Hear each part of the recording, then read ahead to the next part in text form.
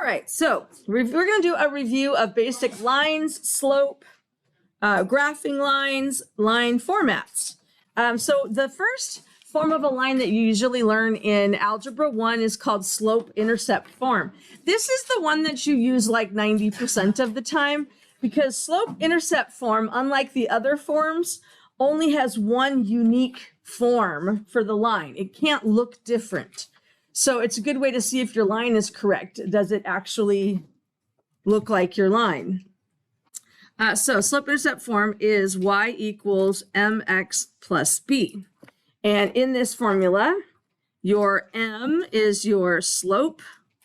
The b is the y-intercept, which is where it crosses the y-axis. That means that whatever b is, automatically there exists a point 0, b that is part of your line.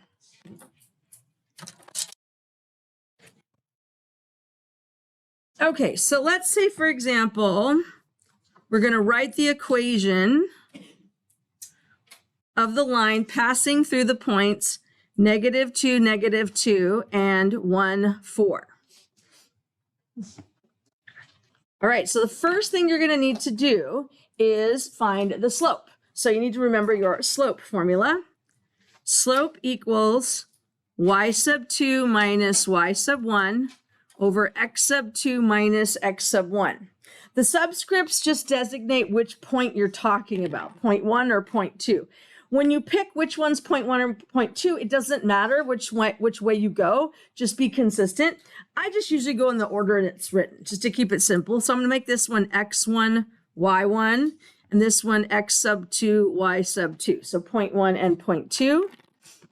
And then to use your slope equation, you put those points into the slope equation, watching your negatives.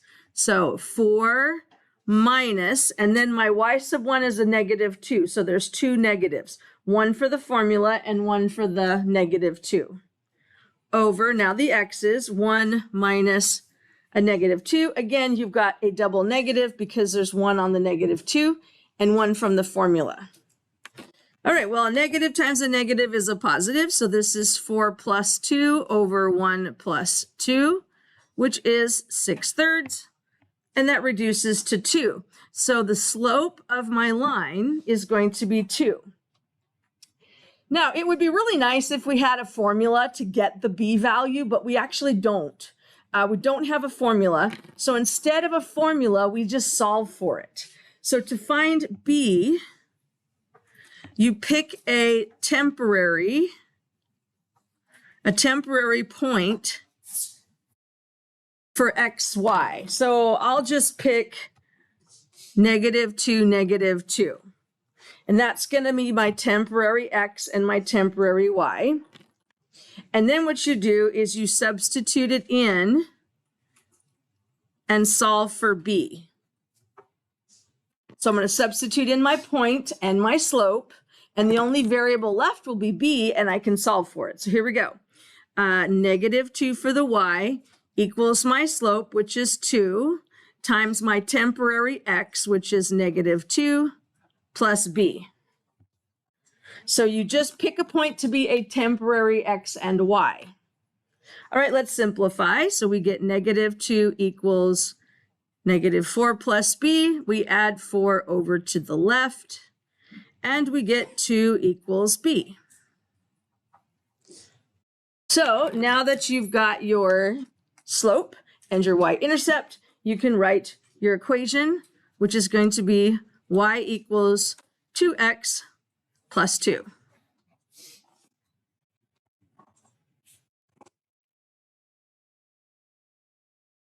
So that's how you write an equation from 2 points. You find the slope, then you solve to find b, and then you put it together. All right, we are going to actually graph this because we're going to review how to graph a line. So on the right-hand side of your paper, so it takes up only the right-hand side. Draw yourself a pair of axes with your ruler. Whenever you graph lines by hand, remember it needs to be bigger than a Post-it. If I can cover up your entire graph with a Post-it, it's too small. So bigger than a Post-it is the general rule of thumb.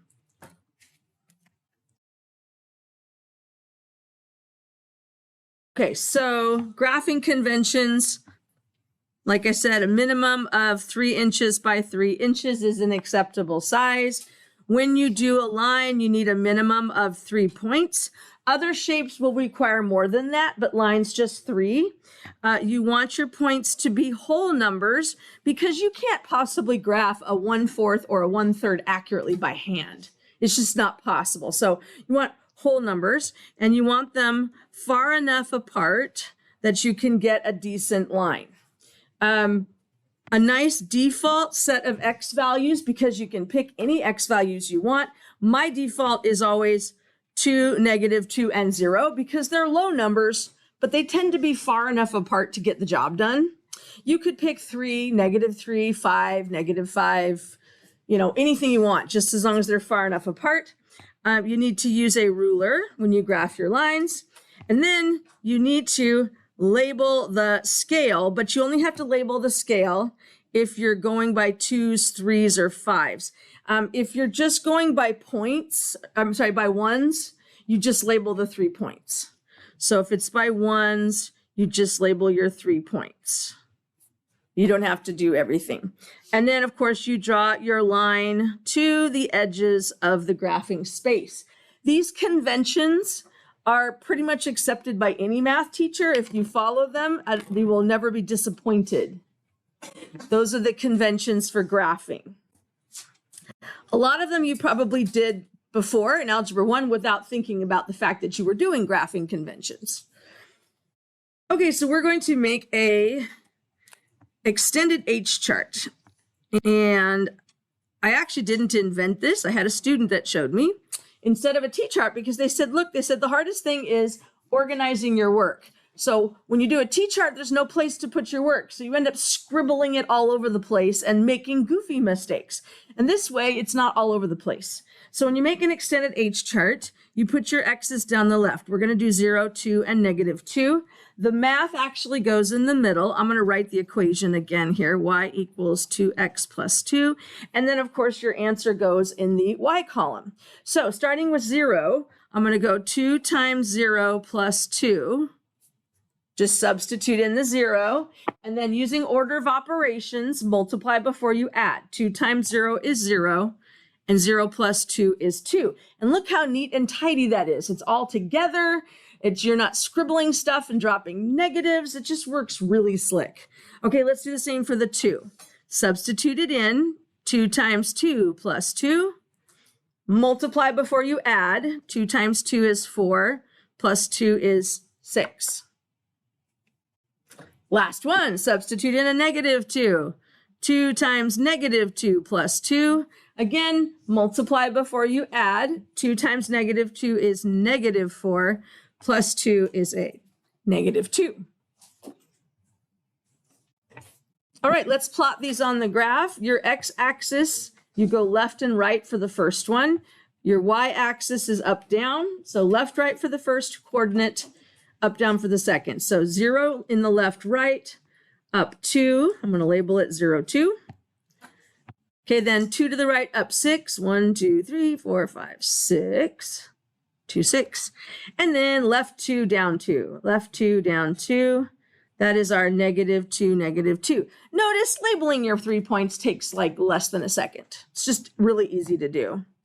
Use your straight edge. Draw your line from the edge of the graph space to the edge of the graph space and put your arrowheads on it. And you have a beautiful line.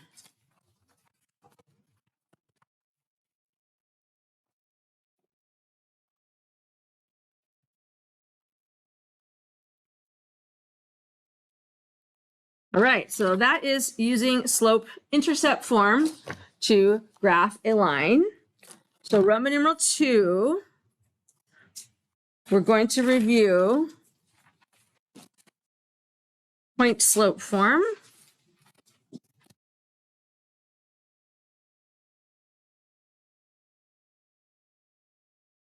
Give you a second there.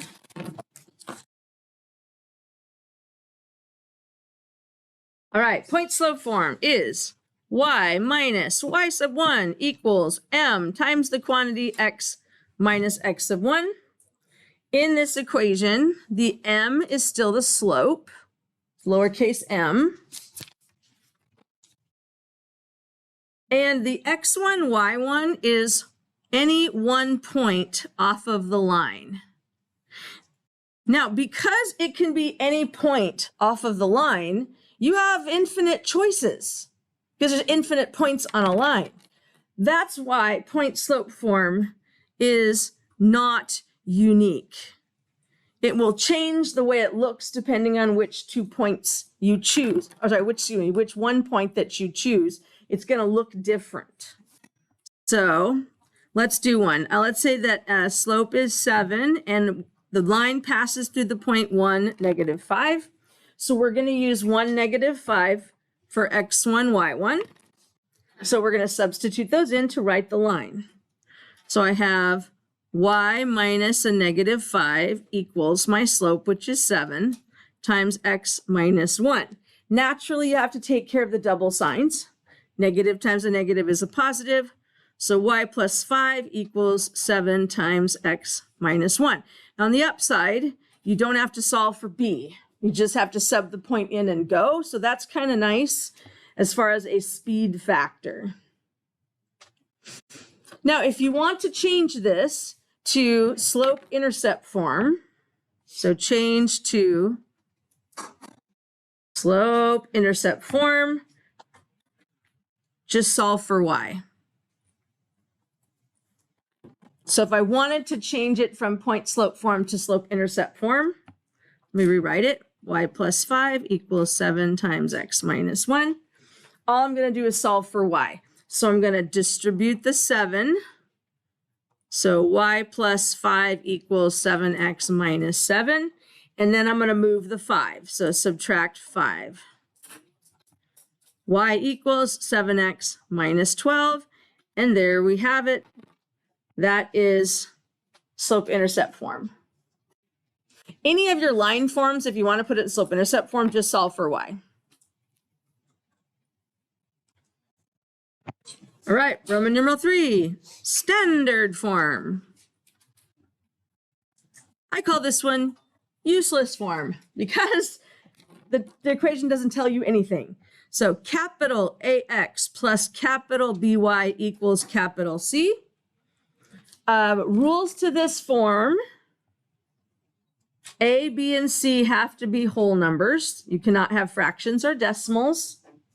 And the A must be positive. So if the A isn't positive, you have to multiply both sides by a -1.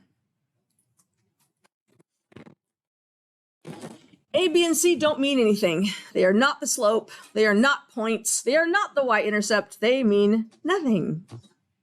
Which is why I call this useless form, because it doesn't really tell you anything about the line. So if you want to put an equation into standard form for some reason, let's say your equation is y equals 3x plus 1, and you want to put it into standard form. So what you have to do is add or subtract x's left. So we'll subtract 3x over to the left. So I have negative 3x plus y equals 1. And then the a can't be negative, so I would have to multiply both sides by a -1, which will give me positive 3x minus y equals -1. And voila, I am in standard form. Just like point slope form, standard form is not unique. You have infinite number of ways that you can show a line.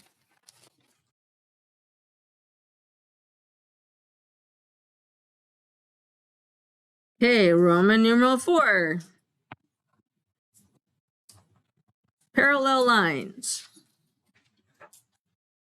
Okay, parallel lines have the same slope. They also have different y-intercepts. So they can't be the same line. You can't say a line is parallel to itself. That wouldn't make sense. So it's got to have different y-intercepts, but the same exact slope. So for example, if I had y equals 2x minus 3, and y equals 2x plus 5, both of them have a slope of 2.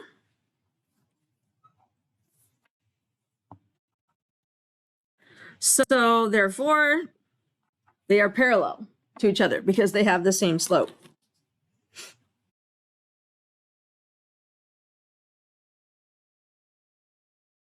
All right, one of the favorite math questions they like to add is they want you to write the equation of the line parallel to, and then they'll give you a line, y equals negative 3x plus 1, but passing through the point 1 comma 2.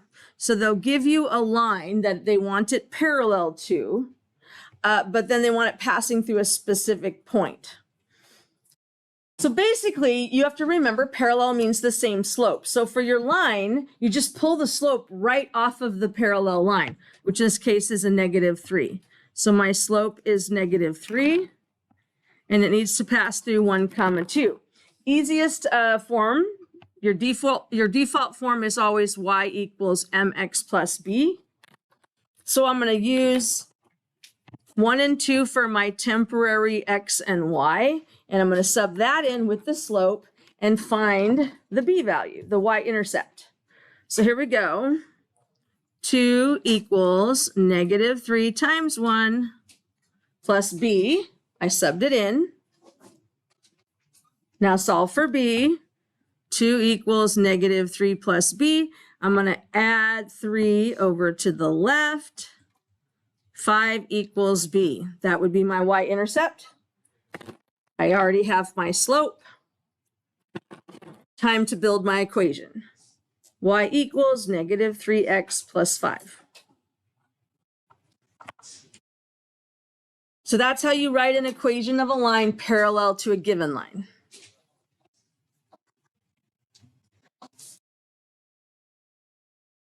All right, Roman numeral 5.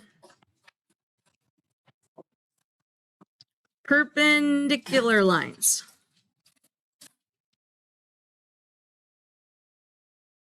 Okay, so perpendicular lines have slopes that are negative reciprocals.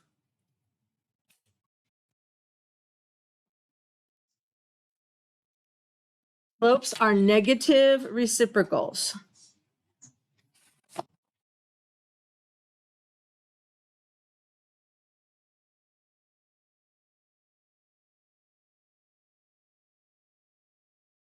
So, for example, let's say you have a slope equals 2 and you want the perpendicular slope. So what you do is you flip it 1 over 2 and multiply by a negative 1. So the perpendicular slope would be negative 1/2. Flip it, multiply by negative 1. Let's do another one. Let's say the slope is negative 5/3. You want the perpendicular slope. So flip it, 3 over negative 5, multiply by a negative 1. Negative times a negative is a positive. You would end up with positive 3/5.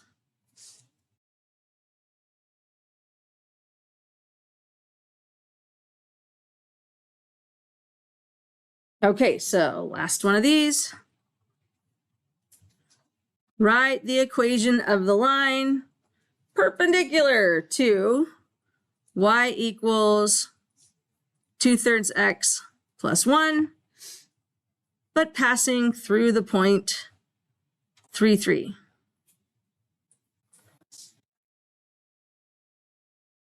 And we're going to use y equals mx plus b form to do this.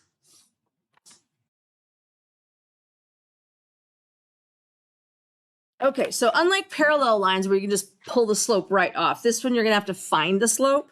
So the slope that I've been given off of the equation is 2/3. So I'm going to flip it, make it 3/2, and I'm going to multiply by a negative 1. So my slope will be negative 3/2. Now, the point that they gave me, which is 3, 3, is going to be my temporary x and y because I need to solve for b. So let's do that. 3 equals -3/2 times 3 plus b. I've subbed in the slope. I subbed in my temporary point. 3 equals -9/2 plus b. We're going to add 9/2, add 9/2. We need a common denominator, so multiply 3 by 2 over 2. That's 6 over 2, so 9 plus 6 is 15. Halves equals b.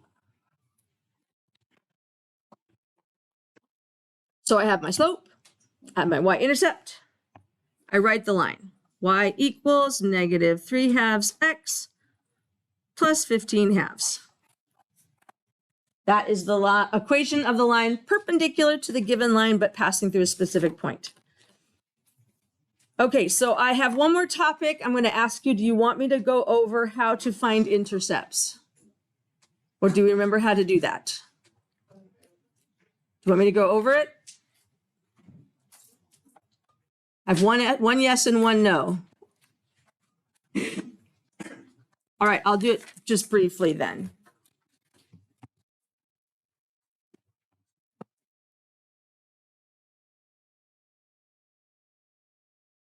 Intercepts are where the line crosses the axes. So you have an X intercept, which will have a number A in the X position and a 0 in the Y because it goes right or left. It does not go up or down. You have a Y-intercept, which is some number 0, comma, lowercase b.